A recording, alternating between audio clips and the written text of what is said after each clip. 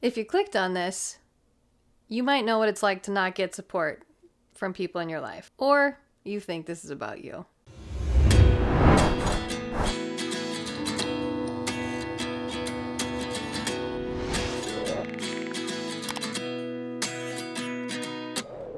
You know the saying, Nunya business? Well, I'm Nunya, and I'm here to make it your business. So let's get into it. Today we're talking a little bit about the support that you sometimes don't get when you're doing stuff that you love. Maybe it's an online venture, just starting a new business, starting a job that you didn't think was going to be in your life, just anything that you've really been passionate about and you haven't felt the support from somebody. And this one is specifically focused on that social media, digital media side, where we're talking about to the ones that don't clap for you, essentially.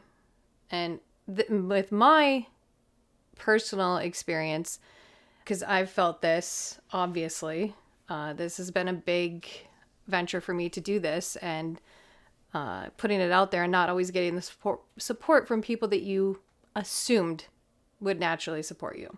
So we will get into that in our letter in a little bit here. But first, we all know I love that nostalgia. And getting into a nostalgia nook, we're going to pull a little memory off the shelf. And this actually was a question. I feel like I'm going to school. Got my notebook, got my dictionary.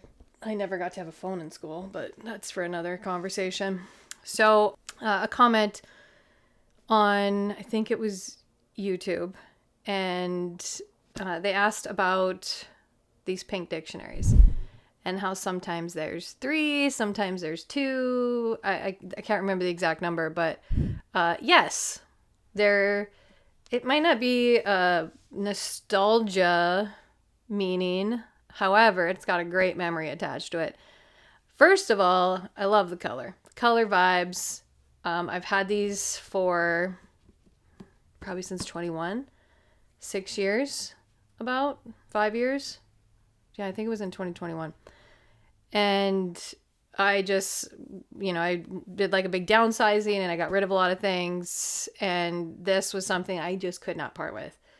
I think we had, 20 plus of them. And I kept 9. No, I kept 7. 7. Looks like 7. Maybe have some other in my house too, but I just really love the color. However, the story behind these is big garage sailor. Love a garage sailing on a weekend. Just going cruising and finding the most random spots. Small towns are my favorite. And the old nostalgic vintage items that you can find in a small town rummage sale are delightful. And it's seriously one of my favorite hobbies in the summer. And there was a sign at a school, an elementary, or no, I think it was an all school. Yeah. It's a really small town in the state that I'm in. And we went there.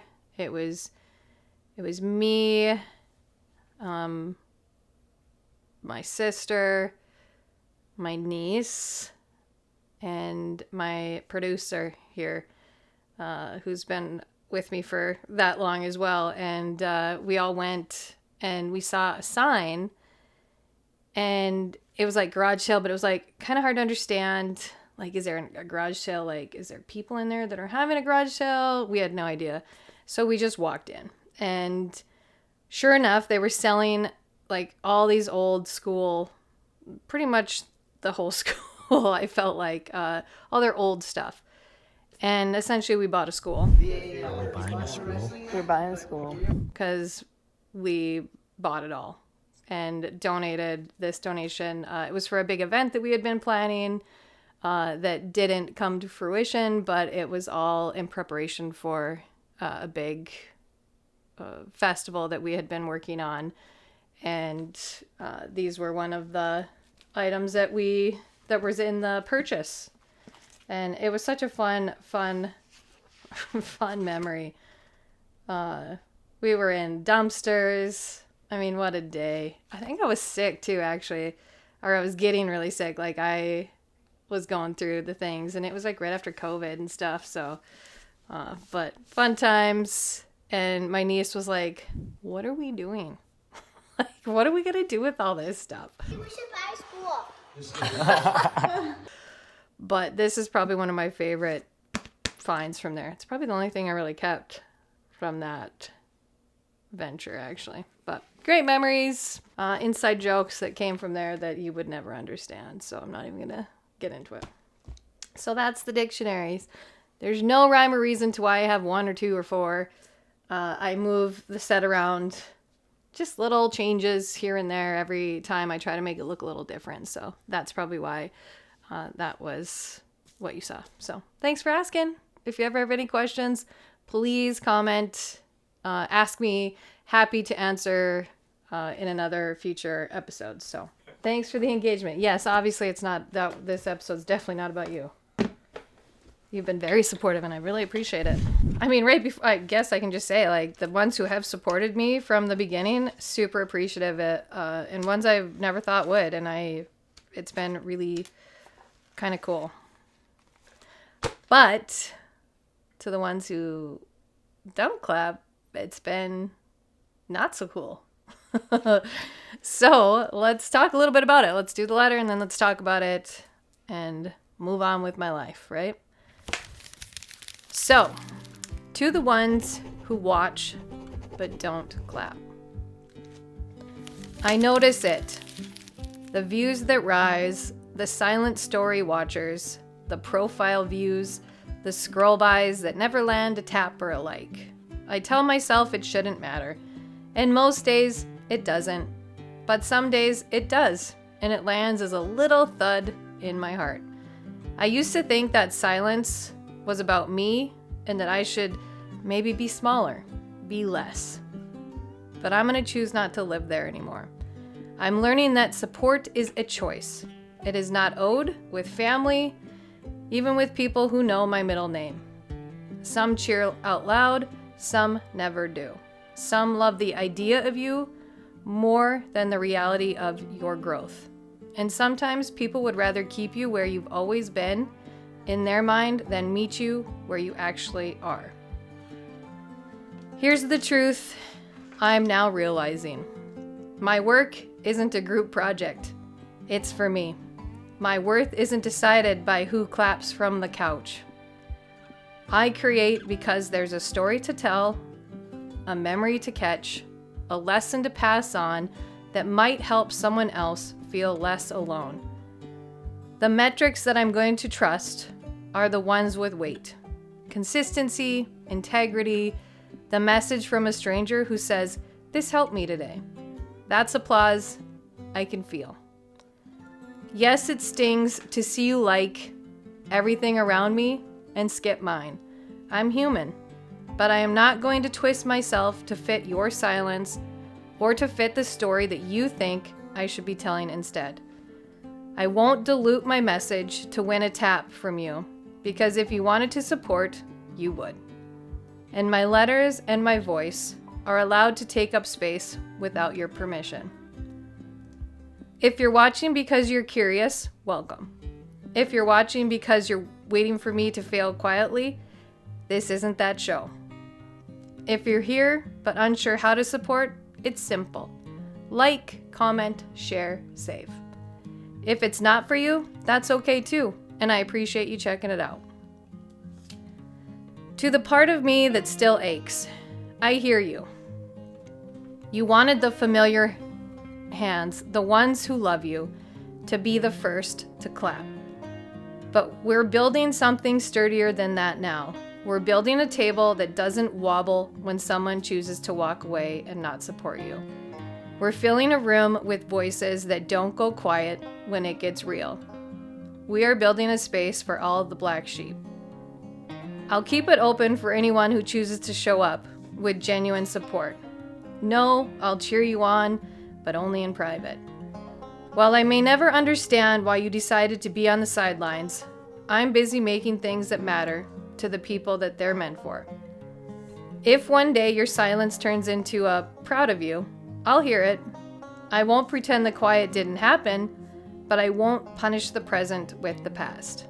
Growth goes both ways. Until then, I'm gonna make a life where the loudest sound is not the absence of your applause, but the steady rhythm of my own feet moving forward. I'm building anyway for me, and I'm clapping for the ones who put in the hard work, for the ones who show up every day even when they don't want to, for the ones who put it all out there even when it's hard, and for the courage it takes to keep pressing publish. LYNS, Nunya. So, obviously, this has been something that has been happening very surprisingly to me. You're not out, you shouldn't be in any of this for the likes or the comments from people that you love, right? However, I just naturally assumed that would just take place. That it would be what they would do. Who wouldn't want someone to grow and do good things and do big things and support them from afar, or just not realizing how much that might help their engagement from another end.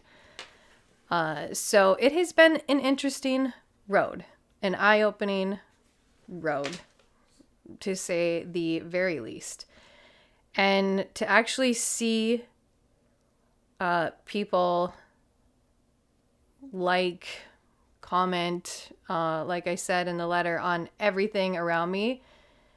And even when I post like a personal thing, and I get the likes and the comments from the people I would expect, but when I post something about my brand, they're not there. And the silence is loud. And it's interesting. I don't know if I would ever give the opportunity for a conversation on that. I don't know if it's necessary anymore. I don't think it's needed, because you've already said what you needed to say with your silence.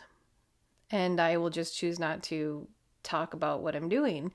And again, that's kind of been my life, is people don't really ask about this type of things. I mean, there's a few in my life that do, and very thankful for them.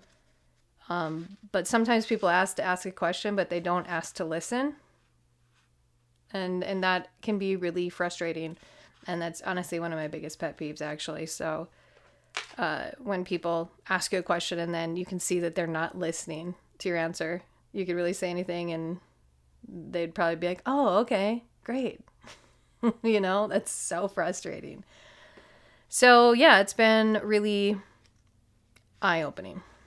So what has been really cool, really humbling, really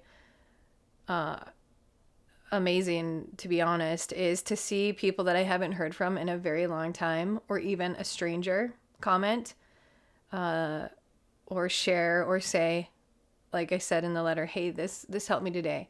Hey, thanks for this. Or I've gotten texts from people I haven't heard from in a very long time that know me, and, they'll say, oh my gosh, I needed that today. I felt that, and thanks for being honest.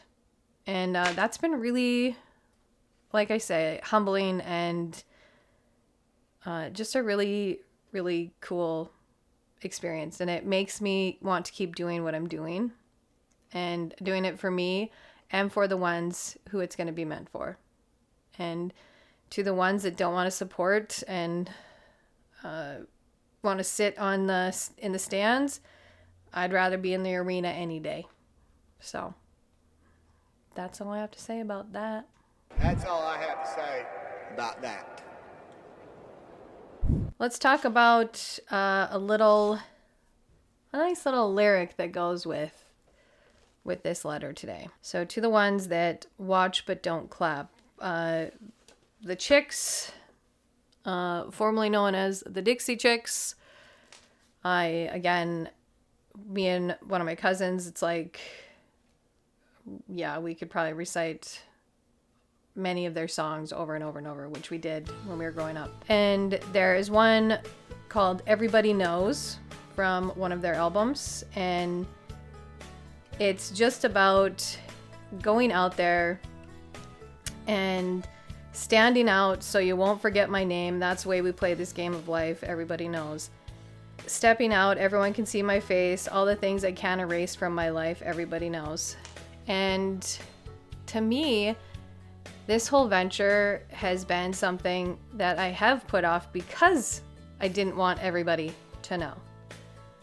And to be honest, to a fault, that I am in person is a little different when you're putting it out in the online digital format. And I had to get comfortable with that. And knowing that, like, you might see me cry. It says on here, one of the lyrics is, I swore they'd never see me cry, you'll never see me cry. Well, you guys have seen me cry. And I never really swore that. I wanted this to be real. I wanted to show who I am. When we're talking about editing these, it's very rare that we cut something out because producer and me both think, hey, this is what you're doing. You're telling a story. You're being genuine. You're being authentic. You're being you. And I don't want to change that. And whatever the crowd thinks is going to be the crowd that needs to surround me. And the other crowd can judge from afar, be silent, do what they need to. Thanks for the view, right? And it's kind of one of those things that I think we've all heard, that people don't like to support you in something new that you're doing, something unknown, until you start to see some success. And then it kind of comes out of the woodwork. And again, if you're in that situation, that's up to you to decide where you set your boundary and move forward or not move forward with that person that couldn't be there for you when you were maybe failing or struggling or going through it. And real people are going to be with you through it all. And everybody knowing is okay. And I'm really happy to be here and to be able to share this with all of you. So I hope everybody knows. Share it, share it, share it, right? And that's my memory track for today. So my next letter is going to be about kindness, or control being disguised as kindness. Did I say that right? I don't know. We'll figure it out in the next episode. But looking forward to that one as well. And again, if you ever have any thoughts about letters that you'd like me to write, please put that in the comments. And like I said, I probably know somebody that would relate, that would fit into a letter like that. I'd be hard pressed to think that I wouldn't. Until then, thanks for watching Black Sheep. And as always, stay honest.